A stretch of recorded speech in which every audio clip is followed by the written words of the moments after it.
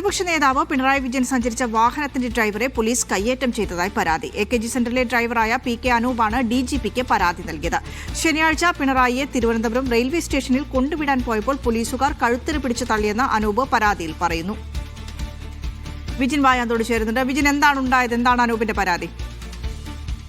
വിനിഷ, 2 ദിവസം മുമ്പാണ് റെയിൽവേ സ്റ്റേഷനിൽ പ്രതിപക്ഷ നേതാവ് പിണറായി വിജയൻ എത്തുകയും അതിന്റെ പിറകെ വരുന്ന എസ്കോർട്ട് ഉൾപ്പെടെയുള്ള ആളുകൾ റെയിൽവേ സ്റ്റേഷനിലേക്ക് കയറി പോവുകയും ചെയ്ത ഘട്ടത്തിൽ പോലീസ് വാഹനം മാറ്റുന്നതുമായി ബന്ധപ്പെട്ട് അനൂപുമായി തർക്കത്തിൽ ആയത്. അതിനിടയിലാണ് അനൂപ് PKയെ ആക്രമിച്ചു എന്ന പരാതി ഇപ്പോൾ നൽകിയിരിക്കുന്നത്. പോലീസ് കഴുത്തിന് കുത്തിപ്പിടിച്ചു എന്നുള്ളതാണ് പരാതിയിൽ പറയുന്നത്. വാഹനം മാറ്റിയിടാൻ ആവശ്യപ്പെട്ടു.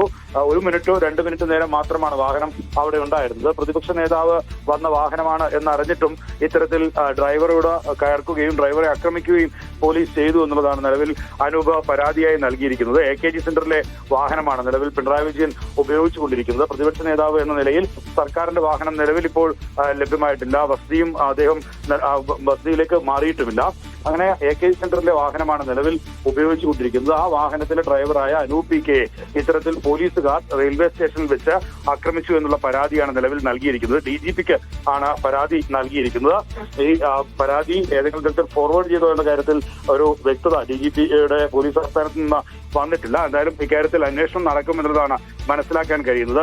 പോലീസ് സ്റ്റേഷൻ പരിധി ഏതാണ് എന്ന കാര്യത്തിൽ ഉൾപ്പെടെ തീരുമാനം എടുക്കേണ്ടതുണ്ട്. കാരണം റെയിൽവേ പോലീസ് ഉൾപ്പെടെയുള്ളവരാണ് അവിടെ ഈ സുരക്ഷയുമായി ബന്ധപ്പെട്ട കാര്യങ്ങളൊക്കെ നിർവഹിക്കുന്നത്. റെയിൽവേ പോലീസാണോ അക്രമത്തിന് പിന്നിൽ എന്ന കാര്യത്തിൽ വ്യക്തതയില്ല എന്നുള്ളതാണ് അനൂപ് പറയുന്നത്.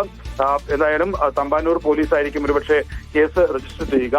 DGP സ്വാഭാവികമായും കേസ് പരാതി താഴെ കമ്മീഷണർക്ക് കൈമാറുകയും തുടർന്ന് അത് സംഭവം നടന്ന പോലീസ് സ്റ്റേഷൻ പരിധിയിലേക്ക് നൽകുകയുമാണ് ചെയ്യുക. അന്വേഷണ ചുമതല ഉൾപ്പെടെ ആ പോലീസ് സ്റ്റേഷൻ പരിധിയിലാണ് ഉണ്ടാവുക. എന്തായാലും പ്രതിപക്ഷ നേതാവിന്റെ വാഹനം ഉപയോഗിച്ചിരുന്ന ഡ്രൈവർ അദ്ദേഹത്തെ ആക്രമിച്ചു എന്നുള്ളതാണ് നിലവിൽ ഇപ്പോൾ അനൂപ് പരാതിയായി നൽകിയിരിക്കുന്നത്. പ്രതിപക്ഷ നേതാവ് വാഹനത്തിൽ നിന്ന് ഇറങ്ങി മിനിറ്റുകൾക്കകമാണ് ഇത്തരത്തിൽ പോലീസിന്റെ ഭാഗത്തുനിന്ന് അക്രമം ഉണ്ടായത് എന്നും ഈ പരാതിയിൽ പറയുന്നുണ്ട്.